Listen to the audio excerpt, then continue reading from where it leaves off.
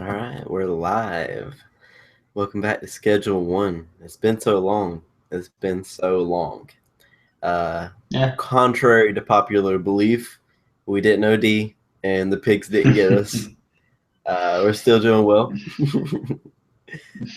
We have a little bit to catch up on. It's been so long since we did a Schedule 1.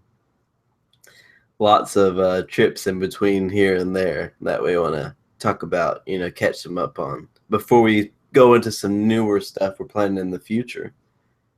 Do you, That'll be. oh, Hmm. do you know how long of a hiatus it's been? Since the last Schedule 1 video, probably Yeah. a month. I want to say. Oh, I well, would yeah. say probably more, maybe a month, and I don't know. I'd say a month. That is surprising. It hasn't felt that long. But our loyal watchers stick with us through the whole time. Uh, but in between that last acid trip, what was that? The 2.5 tabs. That's what I was thinking. Yeah, it was like 340 micrograms, I think, a piece. Yeah, that was the last one we talked about. So everything since then is going to be on this video, excluding one thing we took very recently.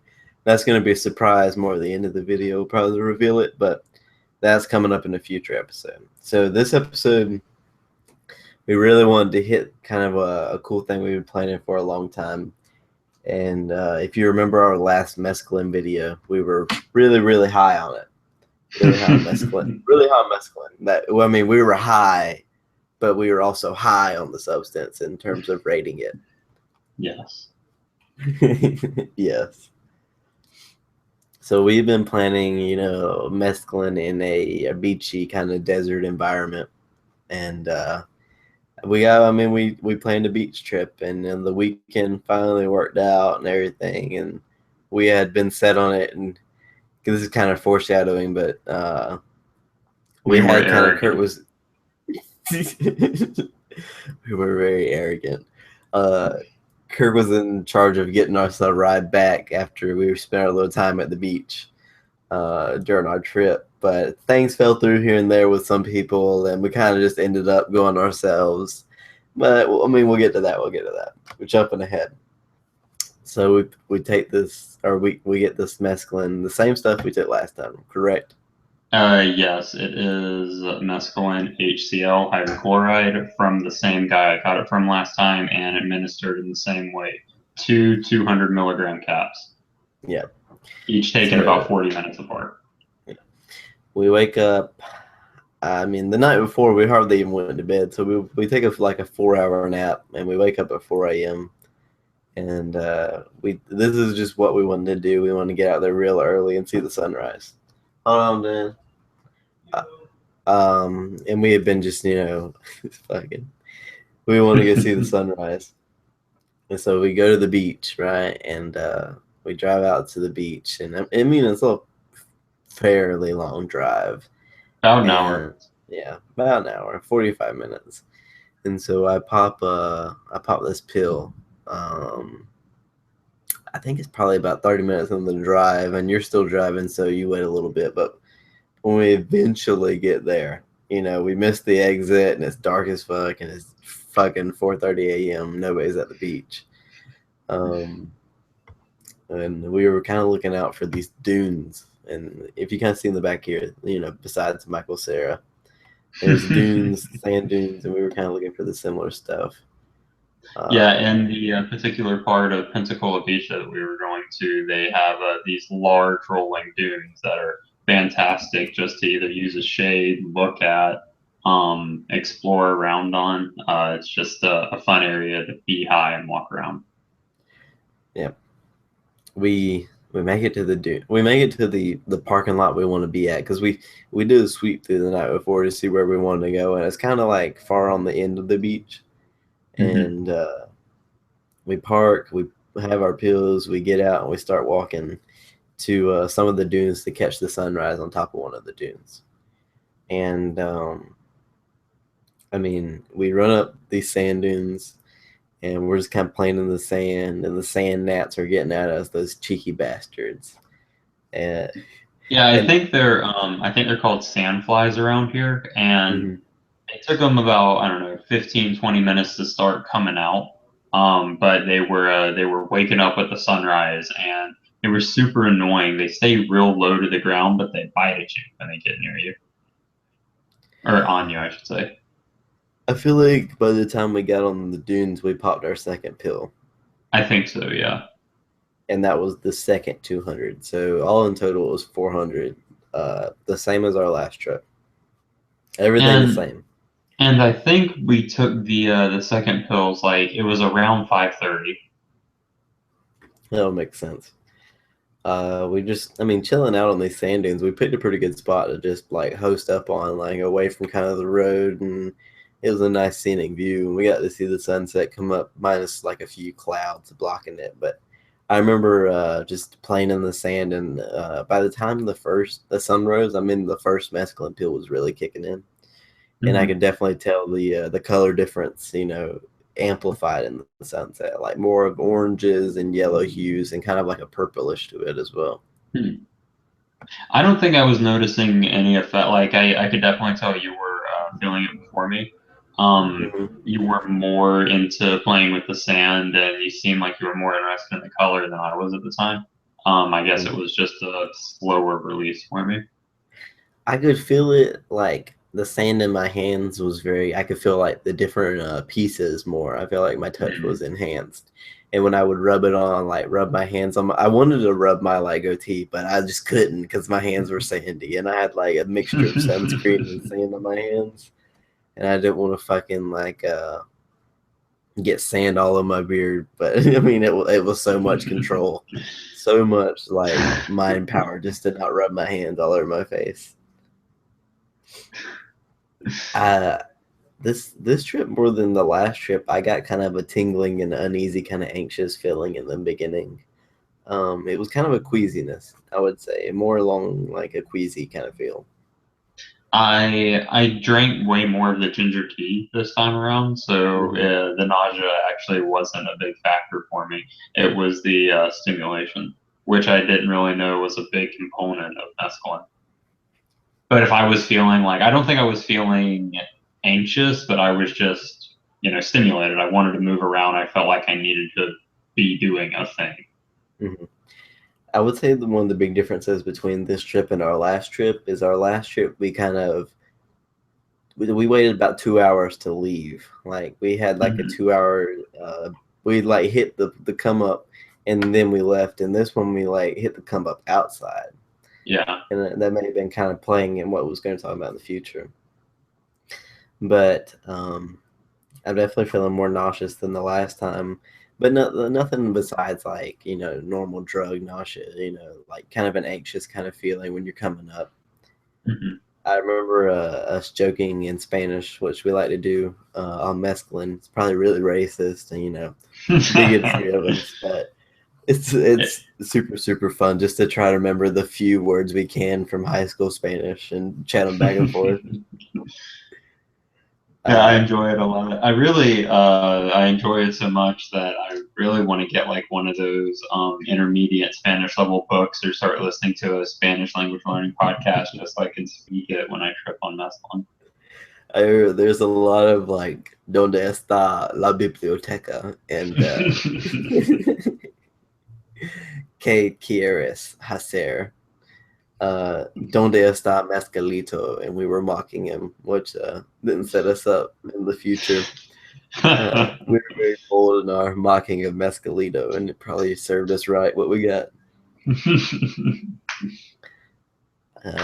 Really, there wasn't much going on around there in the dunes. Like, it's set up for this good kind of like deserty feel. Like, I was really enjoying it, but we broke for the beach way earlier than we kind of like thought we would.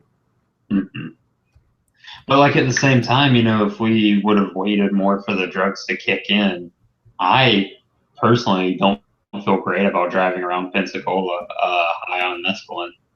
So it was. Well, I mean, we just walked. Oh, are you talking about walking to the beach?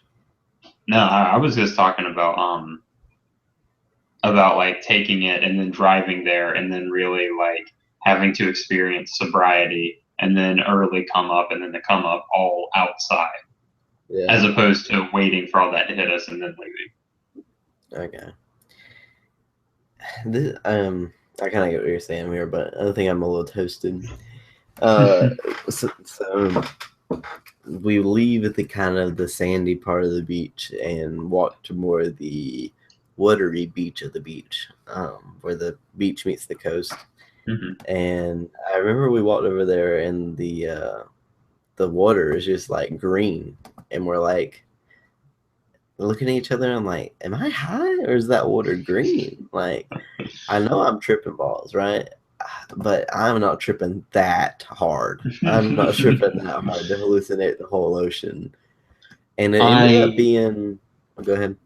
I was just saying, so for background, I can't remember what caused it, but I think there was work being done on the Gulf, and it was causing this mass displacement of algae. And a couple counties in Florida declared a state of emergency. Pensacola, Escambia wasn't one of them. But it was really weird because standing on the beach, like right where the water touched the sand for about, I don't know, 30 yards, it was just neon green. Yeah. And this was an unnatural green, like irradiated Mountain Dew green. Yeah, like the superhero factory spilled some toxic juice in the ocean, and now all the fishes are starting to walk. Kind of like that's what it looks like. We pull out all our shit because we had a bunch of stuff, and I had like a folding chair and like a beach towel. We just kind of relaxed right there on the beach, and it's still kind of the sun's coming up, so it's definitely not that hot. But it's starting to creep up and more like 8 a.m. I feel like, or 7:30. And I mean, I have my hat on and everything in the chair, so I'm not getting baked in the sun or anything. But I remember it was feeling pretty relaxing out there and just laying down. I know.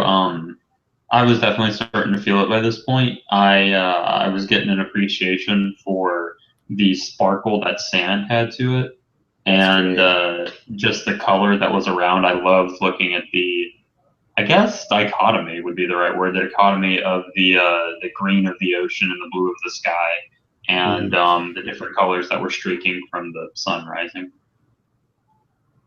You're talking about the colors, like mescaline, and more so of any other drug I've experienced, has a lot of color to it. I remember I was walking by this pavement, and somebody had skinned a fish there or something, and there was blood right there. And I was like, God damn, that blood is like orange yellow, like that is crazy. Like I think I remember that vibrating off the pavement. Yeah, it was. I think I remember that. It looked fantastic. Like the first 3 shades of a rainbow were all right there. It was. I really like what Mescaline does with color. I mean, as we're sitting out there and we're enjoying the beach, you know, we still kind of have this little like uneasy feeling because that's just what mescaline does to you. And I start like looking at my hands, because I look at my hands when I'm really tripping to see how hard I am. And I see this like blue dot in the crevice of my hands. And I'm like, what the fuck is that? And it looks like a pin mark, like somebody pressed really hard on my hand with like a pin and left some ink there and pulled up. And I'm like, did a blood vessel pop, or like, what is this? Like, this isn't right. This isn't usual. And it's like all up in the crevice of my hand. I'm like kind of freaking out. I'm like, I just probably should stop looking at this. Like, if I don't die, I'll be all right. I remember because I asked you about it too. I was like, are you seeing this as well? Yeah, I remember looking at it, but even now I still don't know what the fuck it was. It just looked like a blood vessel rose to the surface for some reason. I hadn't seen anything like that. I did have my my reptile hands on though, that I get when I'm tripping hard, kind of that funky feeling to your hands. But yeah, I'm just chilling in the sand, letting the sand run through my fingers. You were talking about like the crystals in the sand, like each of them just giving off their own shininess. That was also in there. Lots of like crystals all through the sand. Yeah, I think in Aldous Huxley's book, The Doors of Perception, where he talks about his first mescaline trip. I believe he said something to the effect of even looking in an ashtray, you see jewels everywhere. Mescaline really has a way of, like, I guess, highlighting the crystalline properties of certain things, or maybe you can better see the light reflecting off of different materials. But it's nice. Your eye can really catch something with a twinkle to it. Yeah, I can definitely see that. I get a lot with sand, and I even get it like in the sky. I feel like I can see crystals as well, which is really odd because they're not really there. But I also get like floaty things. You know how you kind of just get kind of like in a daze sometimes, and you see like little floats in the air, Yeah, little floating sparkles. That too, but all the time. You know what I mean? yeah. I don't know if I've ever seen it, but I can picture what you're talking uh, we're sitting there on the beach, and this is, how long has it been? Probably like 2 hours. about. I feel like more. I'd say, I don't know. I'd say around 10 o'clock is when we started to get too hot, and I can't really. Well, what time did we say we got there? 5:30. Yeah, I mean, yeah, we're probably 4 hours into this trip. I don't think it's been that long. It might not have been. Uh, My sense of time is fucky too, looking back. we were like 2 hours out or 2.5 hours, and I remember that dude on the paddle boat. He started floating out into the greenery. He was going fishing or something, and I had like the weirdest moment. Like I was just sitting there thinking about, that is so fucking weird how he's just going from like land to sea. He's just getting his little boat and paddling out where nobody can get to him. Like he's just going into the beyond. I was thinking of the West of Westeros and the Arya Stark, where she's like, "I'll go west of Westeros. No one's ever been there before." It's really funny. I remember seeing the guy, but he wasn't able to, like, he wasn't captivating to me. I saw him floating out, and I was like, huh, weird. And then I just went back to doing whatever I was doing. And we sat there for a while, and you laid there in the beach, and I think you were just getting too hot, and you went to get up and cool off in the car. Yeah, for a while, what I would do is I just, like, laid out that beach towel that you brought, and I would just lay out in the sun and cook. Every now and then I'd stand up, kind of wade in the water or walk through the water. I really wanted to go in. That's what I was excited about doing. But Yeah, the algae just ruined it, putting, dude. yeah, just putting your foot in there, when you took it out, your foot was just covered with strings or strips of the algae. Mm-hmm. When you went to the car, you were just chilling in there, and then you left me all by myself. No, I'm just kidding. And the this dude came out. I think he had been there for a while at the beach too. He had like brought somebody out to the beach like as a ride, and he was the Enterprise guy. And No. it was a big old black dude in jorts, like the dark wash jorts that black people wear. And he walks out there and he looks at me. He's like, he's taking pictures with his phone, and he's like, "Damn, it's hot out here." And I was like, "Yeah, it is." And he's like, "Oh, you gonna burn up out here? It's too hot." And I was like, "Yeah, it sure is." Like I couldn't think of any words to respond to this dude. My mind was working at like maximum overdrive to try to make conversation, and he was just like taking pictures and chilling. I didn't think he like realized that was high. I don't imagine. He's probably just thought I was a weird white guy who liked to sit at the beach at early in the morning. So when you go to the car, I don't know what you're doing while I'm still out there. Do you do anything? I mostly I turn on the AC. I turn on the radio, and I lean back my seat as far as it'll go, and just try to cool off and relax. And that's mostly what I do until you join me. Yeah, I grabbed all our shit and I was like, we're probably just gonna sit in the car now. And I was like, I grabbed all our stuff and bring it over there, and I jump in the car, and I'm like, damn, mate, this thing's got us like fucked up. Like we're feeling kind of ominous here. You know, when the trip goes kind of ominous, that turn point. And I remember you were you were on your phone and you were looking up if mescaline was a stimulant. And I was like, what the fuck does that matter, dude? Like, I'm feeling kind of stimulated. But then I'm watching you and your leg is just like shaking. Like you have the most energy. Kind of like how the bottom of your jaw shakes during a Molly trip. That your leg was doing that. Yeah, that's a pretty good analogy to how badly it was, I guess, twitching and shaking and just vibrating back and forth. During the first trip, I didn't really, I guess it's because we waited for it to hit us and then we went walking. Mm-hmm. But in this, I mostly just laid around in the sand and then laid around in the car. So maybe I didn't work off that stimulation, that excess energy. It was like, when I saw that, I mean, I know you weren't doing anything to try to make the trip ominous, but I was like, oh man, like maybe we fucked up. Like, I think we fucked up here. I just sat there and I was like, oh, I feel like this could go bad. I don't know. Well, where it kind of went fucky for me is, well, originally we were going to have my roommate come down, and he was going to be the ride. So whenever we were ready to leave, he would be able to take us.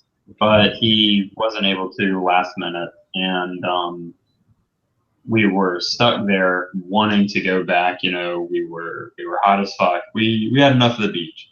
We just wanted to chill back at the apartment, and we weren't able to get a hold of anyone. And we sure as fuck ain't about to drive.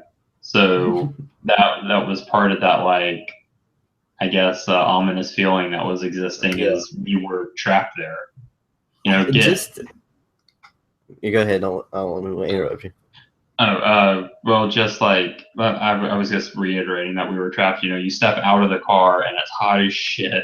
It's very humid, which I think the big lesson I took out of this is from now on when I trip, I'm just not going to go outside during the summer. I'll go outside during the other 3 seasons, but summer is an indoors trip time.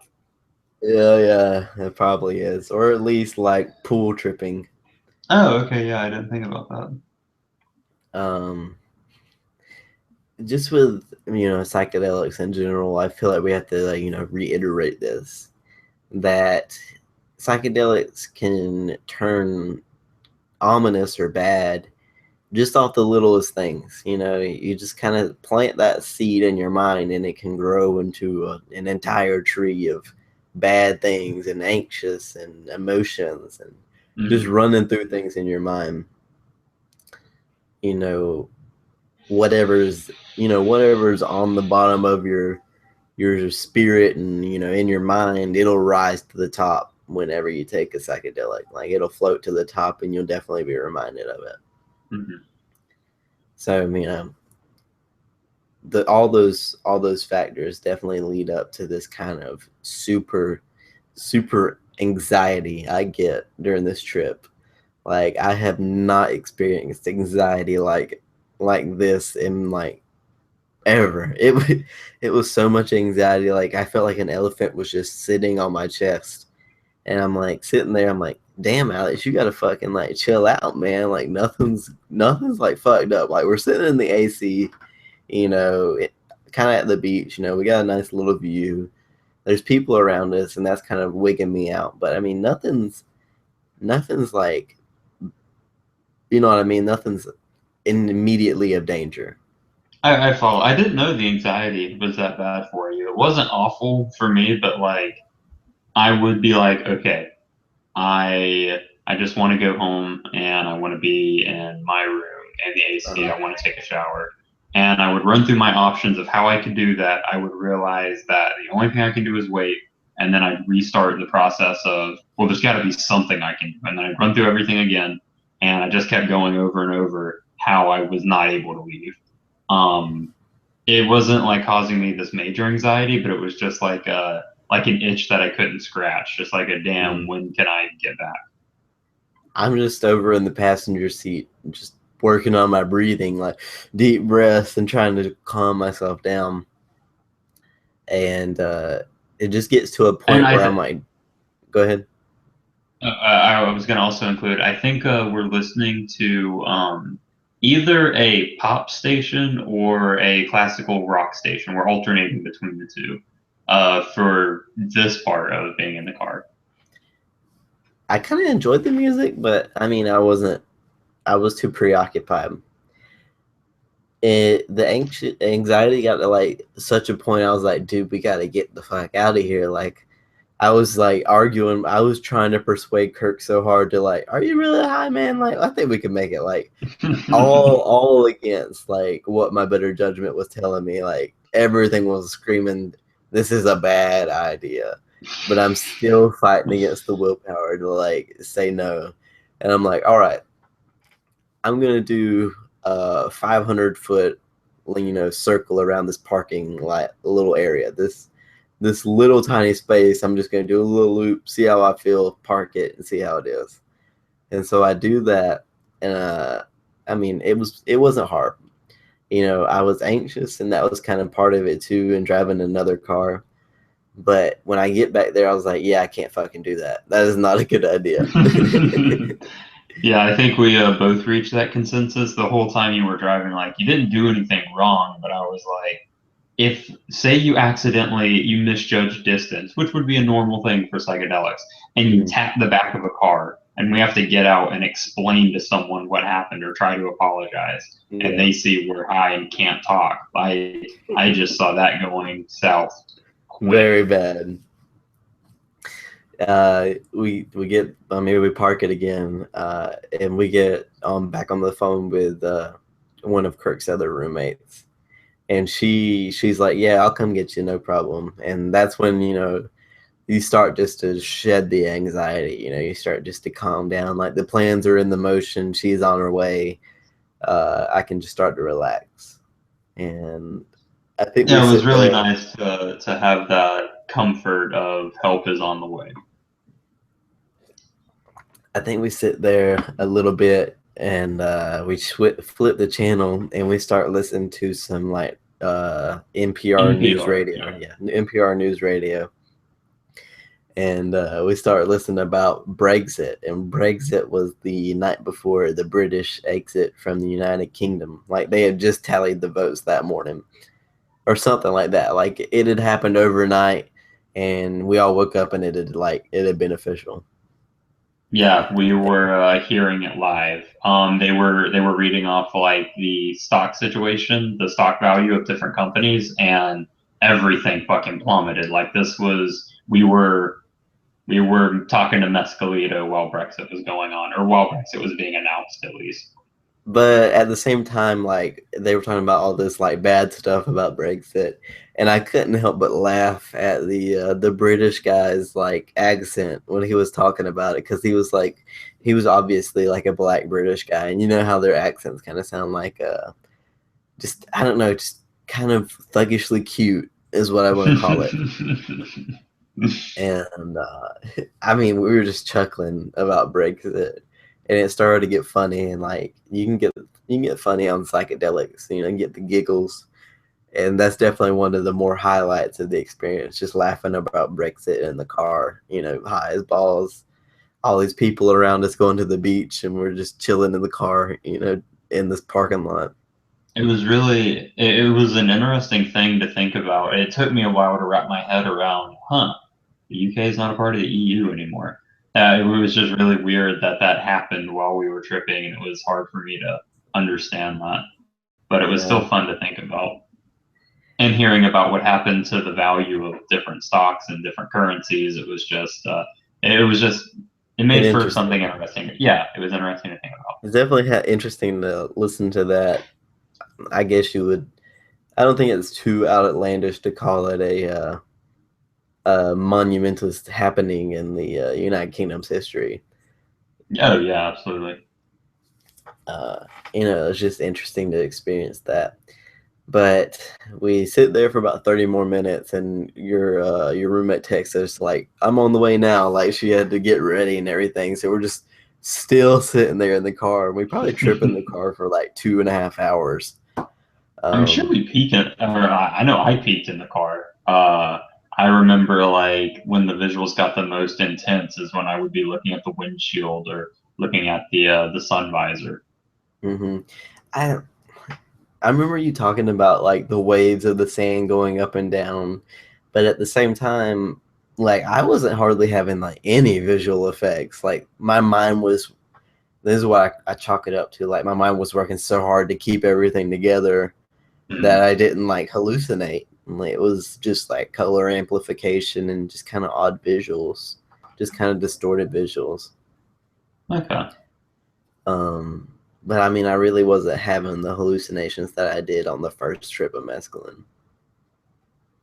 Yeah, I think I tripped, or at least visually tripped harder during the first trip as well. But your roommate eventually came and got us. She saved our lives.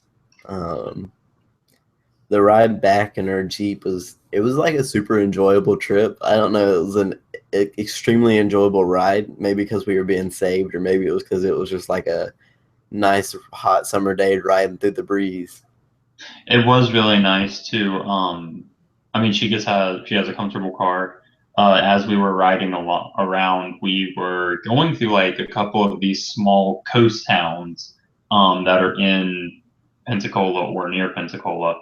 So it was just palm trees and tropical plants everywhere, and it was a bright blue sunny day, and it was great to look at the color and look at the slight visual warping that was going on at the things we were looking at too. I remember when she pulled through the Starbucks, like I was still tripping, pretty hard. And I remember the really only thing I could remember was like faces were super distorted. And when she orders, like I can't figure out the gender of this barista taking the order just by like audio. And we pull up to the window, and I'm looking at him, and I'm like, I still can't fucking figure out if that's a woman or a man. And I'm like, God damn it, who? Like, I spent the next like 20 minutes trying to figure out what gender that person was. It was stumping me so hard. That's really funny. The only thing I remember from Starbucks was the immense smell of coffee. I'm Oh not a yeah. coffee drinker, but I did enjoy that. It was just such a powerful aroma. When we got back, I took a shower. I remember I took first shower, and it was ungodly good. Like one of the best showers I've ever taken. 10 out of 10 shower experience. 11 out of 10 would shower again. You took a shower, and then we just kind of fucked off. I took some hydros, so I was on the come down. I was going to end that trip. I don't think you took any though, or you did. It was way later. I did. It was a little later, and for some reason, like I attributed it to to some part of the mescaline, but I just wasn't feeling anything. I took a bit more hydros than you did, and toked on a couple bowls of Kush, and I just wasn't feeling it nearly as strong as I thought I would. We were just fucking off watching like YouTube and TV, like we usually do, and we watched this documentary on the best bass player in all of existence. That was really interesting, actually. Yeah, it was. This I didn't dude, expect to like it as much as I did.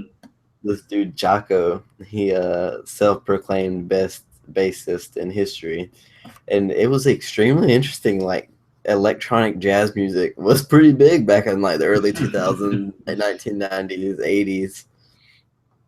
Yeah, I thought it was the most interesting part is these people are talking about him like he's the Michael Jackson of jazz. He's the And Michael Jordan of jazz, like electronic jazz music. That is Jacko.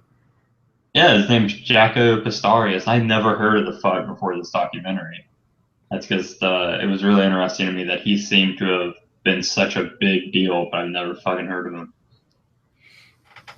It was definitely interesting, like watching his unraveling due to, I don't remember what mental illness he had, or it was something pretty dark, and he just unraveled throughout the whole movie, and that was interesting to think about on mescaline, just the idea of all that happening. Mm-hmm. kind of like losing who he was and forgetting. I don't know. Yeah, I would say that's as far as I want to go on that, but yeah, that is pretty much the end of the trip. We ended the night real easy, but I mean I was just exhausted. We smoked reefer that night. We smoked reefer that night, and I remember it super set off the mescaline again. Like it had just kicked up some dust. Like I felt like I was like I had lost all the visuals, and then I smoked, and like all the visuals came back. It was like after imaging and kind of crystalline and stuff like that, which is extremely interesting. I don't know what about weed is different when you smoke it with psychedelics. It's just always a toss up if it's going to be good or bad or non-existent. I was thinking about this the other day. I think if you smoke before or at the peak, then that has a greater chance of it turning the shit south. But if you wait till after you peak, you can get as high as you want and you'll be pretty gooch. I think the paranoia and the foggy headspace from weed, like say you're just about to peak on acid and you smoke. I think you peaking while having enhanced paranoia from the weed, I think that's what can just cause things to get fucky in a way that you don't want them to. So as long as you wait till after you peak, you'll be fine. That's my theory anyway. I think that's a solid theory. I feel like the weed is just different after the psychedelics. Like it's not as normal, stonery high. Like you feel kind of, you got kind of more of the paranoia. I feel like definitely with acid and smoking weed. I've only got paranoia from smoking weed on acid. That's even post peak. On acid, I feel like you could go 12 hours and then smoke some reefer and you still don't get paranoia. That's really so. I haven't gotten. Well, yeah, that's right. I forget you and my roommate both say there's like a sinister push with acid that I just don't experience. For me, I haven't smoked before the peak, but every time I smoke after, all it does is kick up the visuals for a few minutes until the acid completely drowns out the weed. That face. That's me when Mescalito strikes us down. You want to move on to the second, I guess trip wouldn't be fair, roll. Yeah. Well, what do you think in terms of hindsight of that mescaline trip? Where do you think we went wrong? Like, what did we do wrong? We went to the beach too early and we went without a way to get back, knowing that mescaline was an incredibly long thing. Yeah. I think we forgot to mention this, but our idea to begin with, I bet people are like, why'd you go if you knew all this was going to happen? The idea was after our last mescaline trip, we really experienced this kind of feeling of like morphine on the way down. Like you had this uppity feeling for about 2-3 hours and then you kind of relaxed. And our idea was we were just kind of go out there and get the really good part. And by the time it was hot, we could just relax and just sit in the car and just chill out until we sobered up enough to like go home.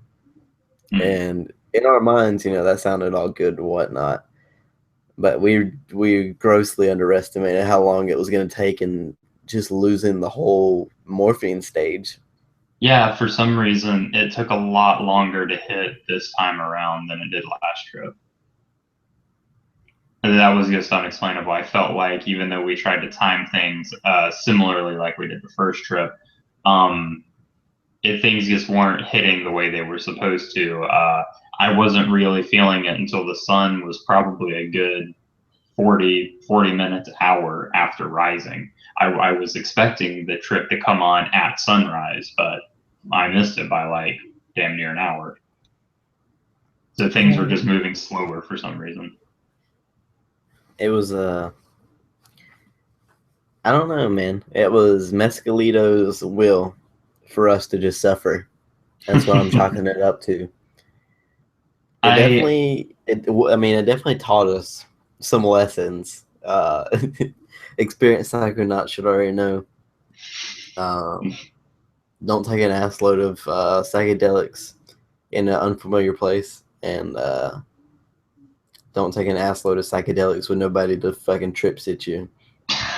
That is true. I think part of the problem too is when we first took mescaline, it was early into the summer, maybe even right before the summer. This time it's fucking midsummer in Florida. It's humid as hell. The I end of think, June, yeah. yeah, I think that's part of the problem too. I would gladly take mescaline at the beach again. I'd rather have a driver so I could enjoy the come up in the comfort of my own home. Yeah. But I think also, get away from the humidity, and that's a much more enjoy. Like if we would go and do that during the fall, I bet that would have been fantastic. I don't know. I would like it to be hot, but at the same time, I don't want to be humid hot. Humid hot is a whole different hot. Yeah, that's an It's awful a lot. whole Oh, different and hot, man. nice. It'd be nice if next time the ocean wasn't green as well. Yeah, maybe like a pool setting or something like that. Yeah, I'd be really interested in that. But Mescalito, we'll probably meet again one day. Maybe not soon. Maybe not real soon. But one day I'll try it again. I plan on. I have a quick little list of shit that I have to knock out, but mescaline's high on that list. I kind of want to try 350 in one dose to myself inside and see what that's like. Yeah. But that's pretty much it for the mescaline trip. We want to hit this next trip, or this next trip for you, I guess. But we have been planning a river float for a long time. We're gonna float down the Ep12 River in Florida, North Florida.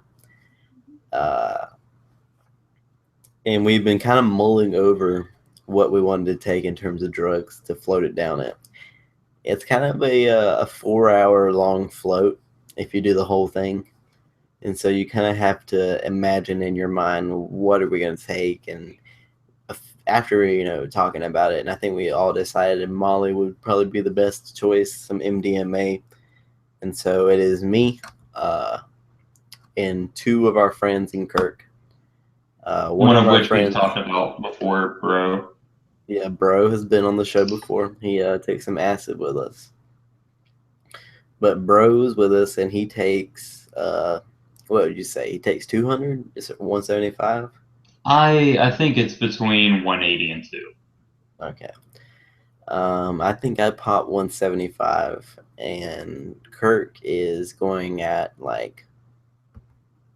I'm Nexus flipping, so I take 150 of MDMA and 25 milligrams of 2CB. Which is a pretty solid dose of 2CB. Yeah, at 25, it's nothing. Anyone could handle it, but there's still definitely tripping going on. Colors are enhanced, things look fucky, things are morphing, changing sizes, moving around.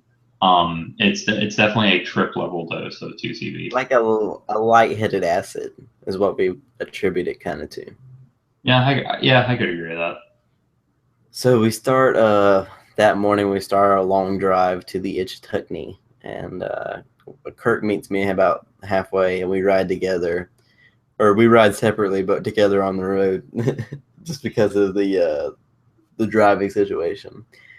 But we get to the tube place to get our tubes, and I've been before, so I know how long it takes to get in and get everything going and get in the water. It takes a lot longer than you would imagine. Yeah, the way I assume this would work out is we would rent these tubes from a shack, walk 8 minutes, and then hop in the river. Yeah. And so we get the tubes. We have to drive all the way back into the park, park and get out. We have to wait through like a 45-minute line to get in first. And I told Kirk at the tube place, like, don't drop your Molly or MDMA. because it's going to be a little while. And I don't know, I think you just said, like, I already dropped it. And I was like, you fucked up, mate. You fucked up. And so they get in the line to get into Itchitani State Park. And by the time we probably get to the gate, you have been rolling for about 30 minutes, I want to say. I believe it. I was listening to Adele's Hello on the radio, and I kind of knew I was rolling when it sounded really, really good, like the best I've ever heard Adele sound. And I'm stuck in this hot-ass line moving a foot a minute. You wanted to crank it right there to Adele, but you were staying in public, so you better not. But I'm about to get the gate when I pop mine. No, I didn't even pop mine in the line. I waited till we parked. But we park and we're waiting on our bros to show up, bro and dude. And I pop my Molly, and I'm kind of feeling it a little bit. And we all get our tubes and we start walking to the river, and we run into one of the park rangers who takes his job a little too seriously. And he makes us all chug our smart water right there in front of him like a douchebag. And dude finishes off probably 3 of the 4. It was pretty impressive. To be fair, I think his reasoning was he paid for him and he didn't want him to go to waste, so he downed a decent amount of water in a few seconds. Yeah. So we start off through this kind of nature trail, and it's a pretty decent long walk to get to where we want to start the float at. And I think we're like all barefoot except for you, Kurt. Am I right? I think so, yeah. I know I was definitely wearing my my flip-flops, but yeah, I think everyone else is barefoot. We fucked up. That was our first fuck up. You got to fuck up a few times during any drug experience. And we decided to go barefoot. And, you know, once the Molly started kicking in, it really didn't feel like anything. Like there was like, we were stepping on kind of like green shrubbery and pine cones and whatnot. But with the Molly there, it really didn't feel like you were walking. I mean, you were walking on clouds pretty much. Mm-hmm. And we get to the river, and we get all the way there, and we look back, and there's this park ranger who's made us chug this smart water, and he's like looking at us like we're strung out and like we stole something of his, and he's like, "Have you guys seen any turtle eggs?" And we're like, "Turtle eggs?" And he's like, "Yeah. Somebody was reportedly stealing them out here." And I was like, "Oh my God, really? Like turtles? Who would do that?" I just remember that being so funny. Fucking those turtles. I heard that turtles are pretty tasty. Like that's what the colonists used to eat all the time. Huh. Somebody probably took them and was gonna fry them up. It's kind of a shitty thing to steal turtle eggs from a national park, but I mean, hell, I was just for a second I thought he discovered us somehow, and Yeah. that little tinge of well, guess it's time to go to federal prison went through me. But I was yeah, he was like, just looking for damn turtle eggs. if he was like, "Are you boys high?" I'll be like, run and jump in the water and like just float off. Catch me if you can, pig. But we were right there at the dock. So we turn around and drop in this water, and I remember this huge rush of this cold orgasmic flush over me, and it was so nice, dude. Getting in the cold water after being in the hot walk. Yeah, that's true. It was a scorcher of a day. Hot as shit, but it was pretty nice to get that iceberg water to wash over you. When we started floating, I feel like that was when it started really peaking. And I hadn't had Molly in like 6 months. Like it had been a while since I rolled. And it was stronger than any Molly roll I've ever had.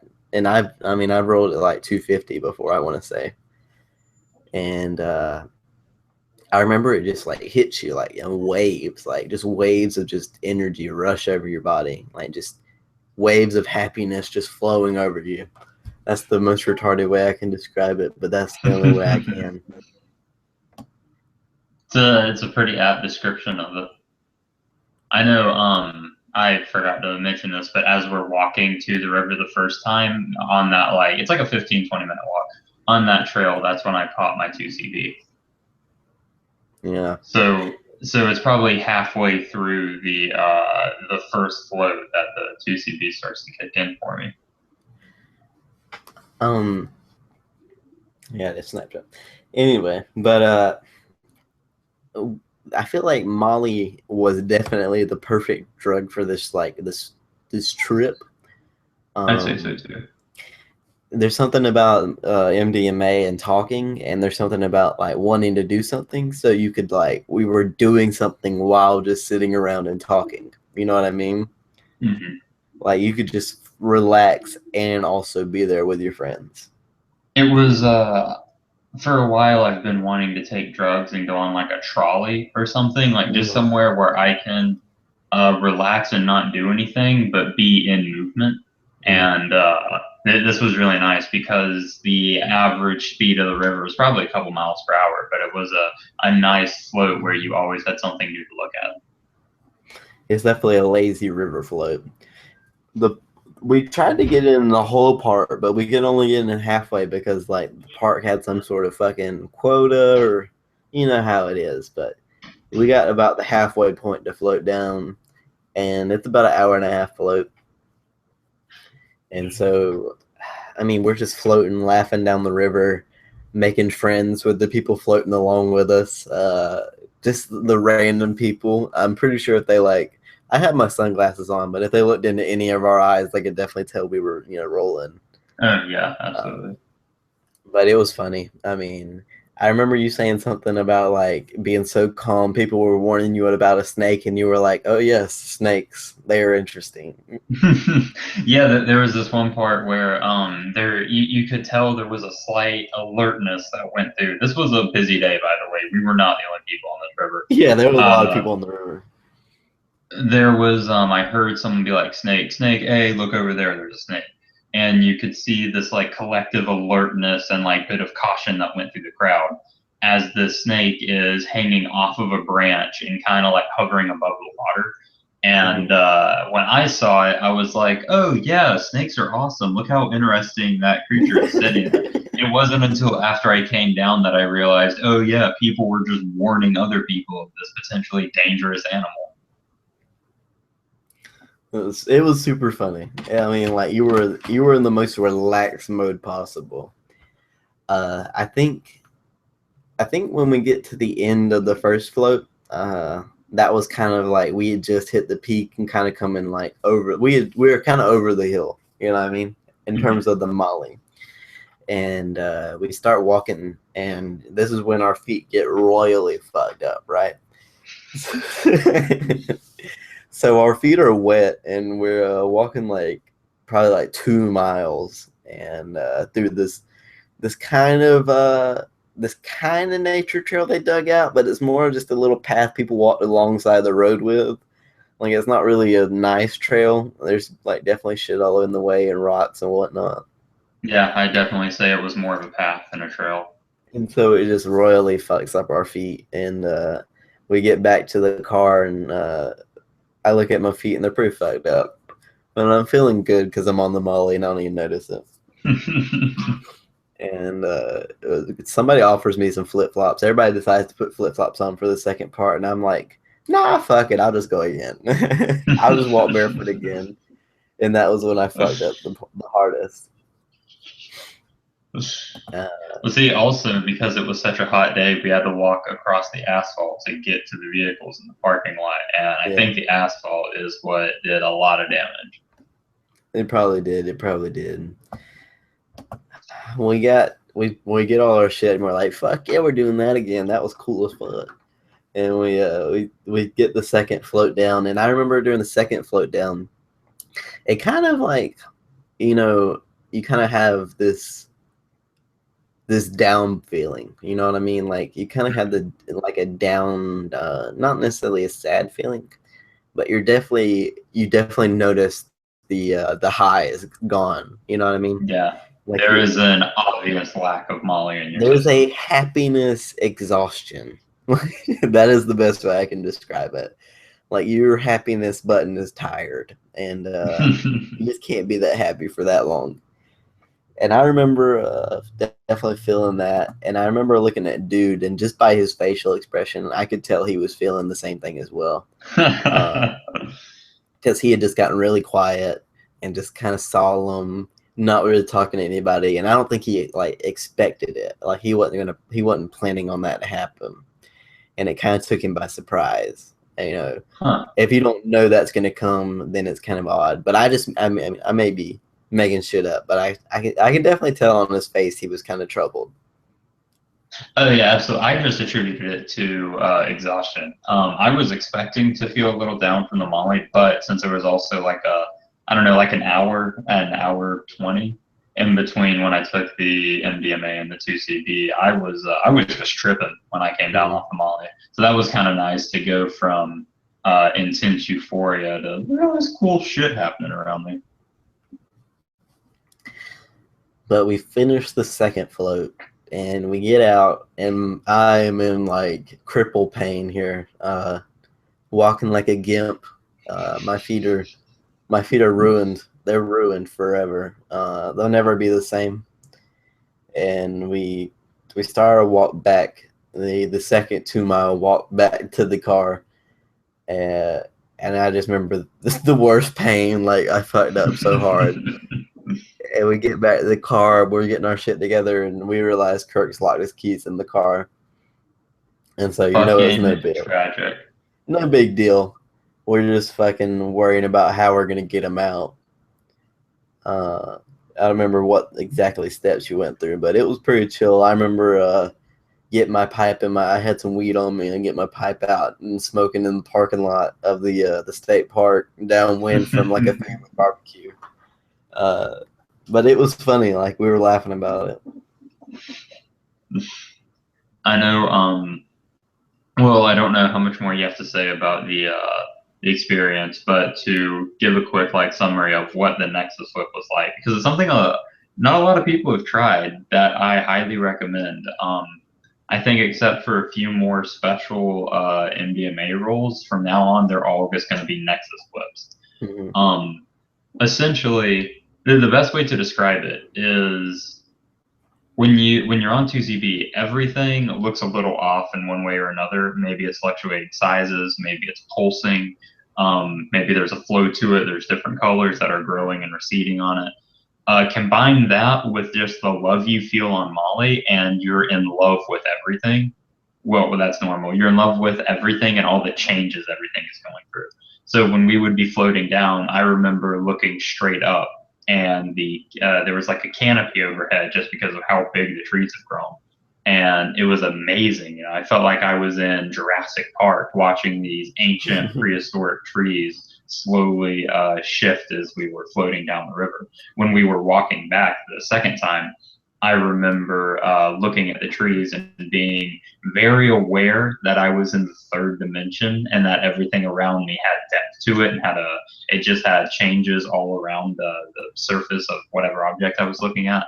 The trees in particular, the bark was changing color with itself. Parts of the trees were growing and receding. It was a fantastic experience. I definitely remember when I took the 2CB, it was about a 4-hour experience. And so you're probably high all the way through, like getting your car back. For the most part, yeah. I don't remember when I quit tripping, but it was a while. The way I timed the MDMA and the 2CB, it worked really well. Yeah, we thought that you just fucked up, but you had it. But I mean, that was the extent of the float trip, which I was going to talk about. Just, you know, summarize it.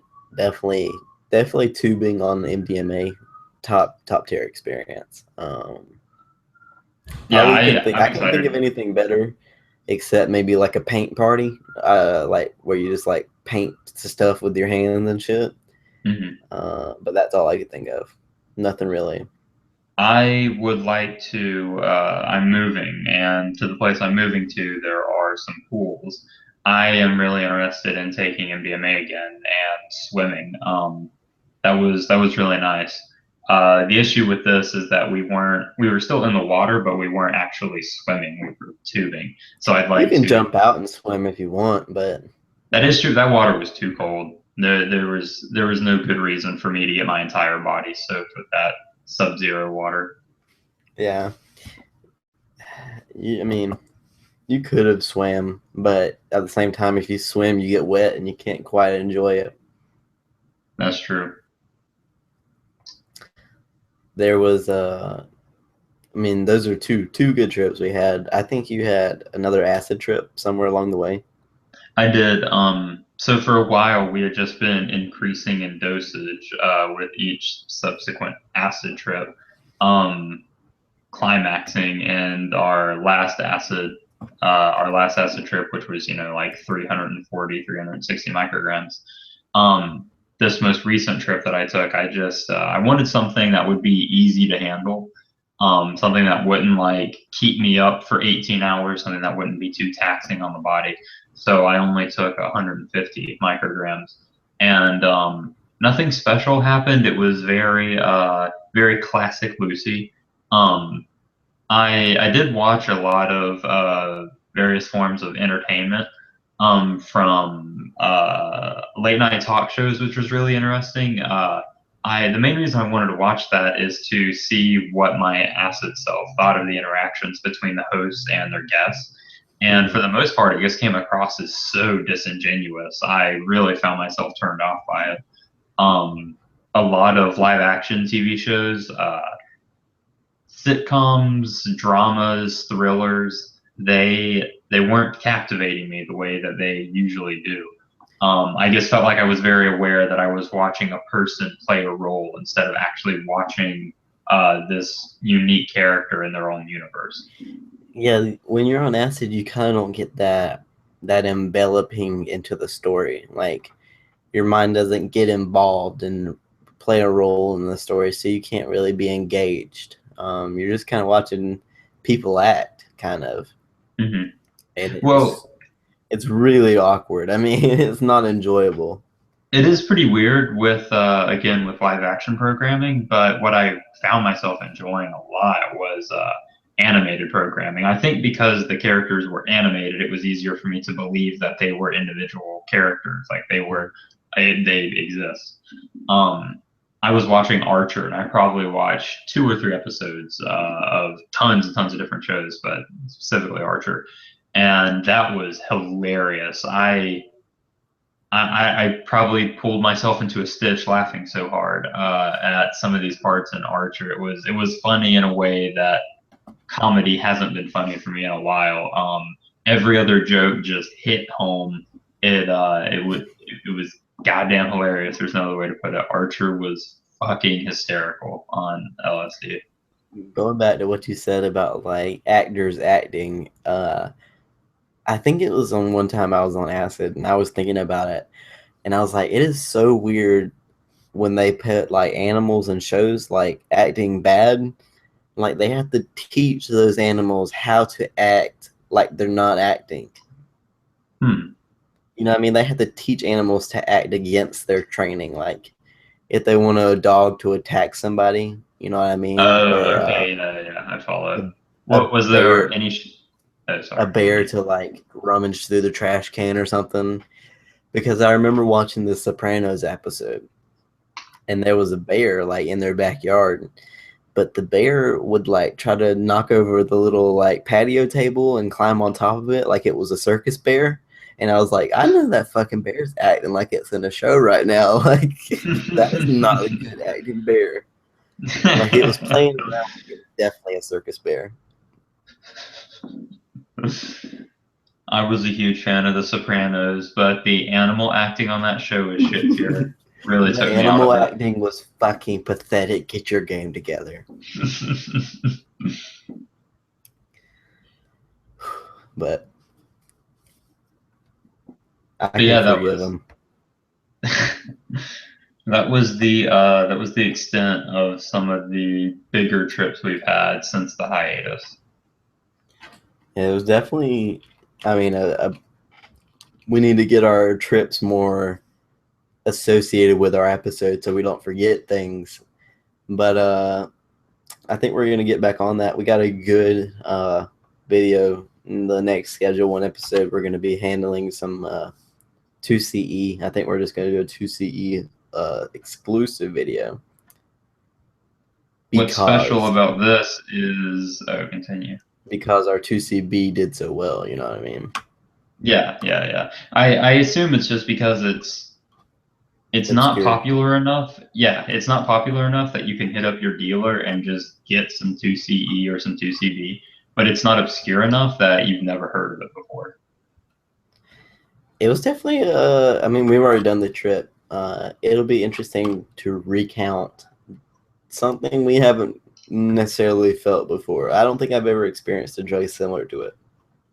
I was actually about to say that. So unlike last time where I would say in previous episodes, I mean, where I would say we plan on taking this and then reporting it to you, we've already done the thing. So it's just a matter of recording the episode. Talking about it. It'll be a hell of a time. But in the meantime, we got some Schedule 1, I mean some cinema anima to do and some of this and that to do. We got to find some more drugs to take, some more ideas to plan. But thanks for listening, everybody. All right, yeah, see you next week or next time. See you next time. Yeah, who knows when we come back? Maybe the pigs will get us. Maybe we'll get a lead.